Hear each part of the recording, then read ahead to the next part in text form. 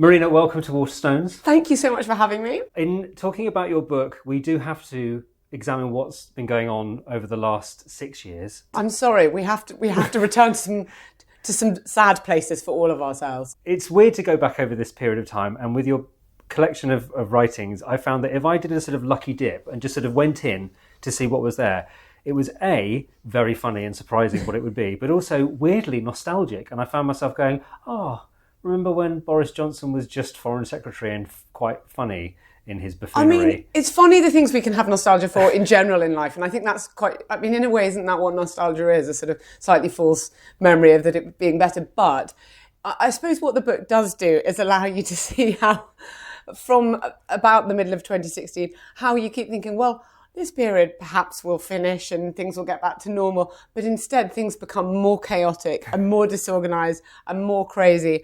And I feel like that's still happening. There's no sense of an exit panel or a way out. And if any readers can help me tunnel out, I would love some assistance. When you're sort of observing the world, how does it work for you? Do you kind of go, I need to write about that, what do I think about that? Or do you think, I've got a thought about that, I'll write a column about it? Or how does the process work? It's a good question. And by the way, in the old days, everyone could ignore the news for weeks on end. Now there's so many things happening that you often think, oh my God, this is such a shame. I haven't got time to write about that because so many things have happened. But I know I get up in the morning and I have a blank Word document and I think, what is the sort of best thing I can, or the sort of thing that feels right that I should be writing about today, and I just choose it like that. Do you have a favourite target to sort of approach, or is it all just fair game? I don't know about a favourite. I mean, anybody who sort of takes themselves overly seriously, I think particularly in this country, we've always absolutely loved we have an amazing tradition of satire in this country. Somebody said that we have jokes instead of revolutions. I wonder if that's true. I think maybe that is true. Anyhow, but yeah, anybody who takes themselves too seriously. So it could be anyone. It could be in sport. It could be, I don't know, the FA, or it could be Gwyneth Paltrow, or it could be, I don't know, anyone in current British politics, probably, who should all realise that they're clowns. I liked your description of Gwyneth Paltrow, who had sort of taken what you're supposed to do in between the acting gigs and made that her permanent job, the sort of hanging around dispensing weird wellness advice. And that I think she really likes the control of it. I suppose other people are in control when you're acting. But I'm really interested in the whole wellness thing where, people sort of make you sick or identify sicknesses and then so that they can sell you the cure. It seems like this really extreme kind of turbo capitalist way of, she'll sell you one thing and it will cause some other knock-on problem because you're really not supposed to put a jade egg up there. So you'll get some backache, and then she's got a thing for your backache. And it's just basically sort of constantly, it's an iteration all along, and you never get out of it, and actually you're never well. Why? How can you possibly not be well after spending that much money? Looking back on a figure, I mentioned Boris right at the beginning. I do feel almost like we maybe have come to the end of his cycle, but hey, he may return, like a COVID variant to sort of strike us again in the future. How do you feel about Boris now, having been through this whole whirlwind? I wouldn't call it a romance, but I feel exactly the same as I felt before he came to power. I mean, I'm not going to do an I told you so, but I mean, really? What did people think was going to happen? I feel exactly the same. Nothing has changed, in the words of Theresa May. Nothing has changed. I knew what he was like before. He's been proven to be like that. I don't even think he is necessarily down and out. No. Things are so mad that you wouldn't even rule out. I mean, Trump's favourite for the Republican nomination. Well, I was going to say the other person who threatens to return is Trump, and his whole presidency. I remember the beginning of it, there's that sort of ghoulish fascination when you turn on the news and you're like, what mad thing has he said now and done now? But it still felt relatively harmless, even though he had obviously control of the nuclear codes and all the rest of it. And then as time went on, it just got worse and worse and worse and worse. And to the point where even when he was gone, he was not gone, and there were all those awful riots and things like that. Again, how do you feel now looking back on him, and what are your worries about him for the future?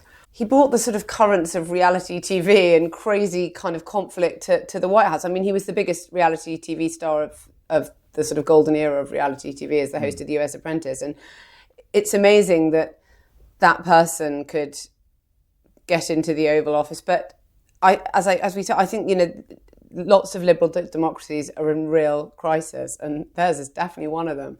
I definitely think it's possible for him to come back, and increasingly in his interests to try and come back, because his legal worries are piling up. I do not like to make predictions. I have no idea whether he will, but the fact that it's even being talked about, I mean, why can't these sort of, I'm not saying literally die, but, you know, when you were out of politics in the old days, you were out, you know, there was no one saying, I think we should bring back Nixon, actually. Nobody was saying any of these things. Now it's like the sort of Marvel cinematic universe. Nobody dies. You can just sort of come back up to life. I think they should be nailed into coffins of earth and transported to the ice worlds away from us. With the writing, obviously, with satire, there is obviously a very serious point that you're trying to make at the same time. And there is anger in these columns. There is frustration. There's some very serious moments. And how do you balance that, where you want to make people laugh, but you also want to make the serious point? Yeah, I always do. I think actually, in a way, one of the best ways to make serious points is via humour. And I do, in general, maybe not always. I try and use it. I always say to people, I try and keep the anger out. I try and use it really sparingly, because I do think it's quite easy to feel like you're being shouted at if someone writes kind of constantly. I mean, I can think of writers who, in my lifetime in journalism, have written kind of constantly angry columns, and I can't be bothered with them because they're. So I think actually it's quite a good way to get to people by making them laugh, and then you can make serious points within that. But I do think you can use anger sparingly, and so I try and wheel it out not hugely often, and then hope that it means something when I do. In assembling the columns for the book, I wondered whether you had any that you particularly liked or were very proud of, looking back on them. Funny enough, I like quite a lot of ones that are about, I don't know, I suppose, I don't want to make it sound women's rights. You think, all right, I won't read that chapter then. But, you know, things about the Me Too movement was a really big part of the last few years. And I don't know, that guy, I like the one that I wrote in the voice of that Supreme Court Justice, Brett Kavanaugh, when he did his confirmation hearings. I've never seen a human behave more appallingly at a job. It was like at a job interview. And I thought, wow, I mean, you know, I don't want to believe too much in the patriarchy, but if a man can do this in a job interview and still get it, I am fascinated. I mean, he was crying and having to leave the stand the whole time. And, you know, it's like now he's going to decide the future of America for decades, probably. Yeah. Strangely, because I liked it because it touched a lot of people, was one I wrote about, which very strangely in the week of when the story of Sarah Everard was, it was becoming clear what had happened to her or who had taken her. I wrote a story about being just followed just on the way to pick one of my children up to school. And it was really weird. It was the night before I had to write my column. I was going to write about something completely different. And I just sort of wrote it as an account. Of course, as any women know, you can remember every single tiny detail when you're quite scared and the things they're saying to you, and you can remember every single tiny detail. So I was able to sort of tell it. And, you know, it's one of those ones you write incredibly quickly because it just sort of comes out. Those are always the best, I think, the ones that come out quicker. And that, a huge, thousands of people wrote to me, maybe more, about that one. And I really tried to answer as many, if they'd actually written proper emails, I tried to answer every single one because I thought it was so affecting. They were telling you their own stories, and some of them were just so awful. Some of them were 40 years ago, some of the things that had happened to their wives 40 years ago. It was extraordinary. It was an amazing outpouring. They mattered. Some of the ones about the celebrities I find a sort of rip-roaring fun thing to write. Yeah.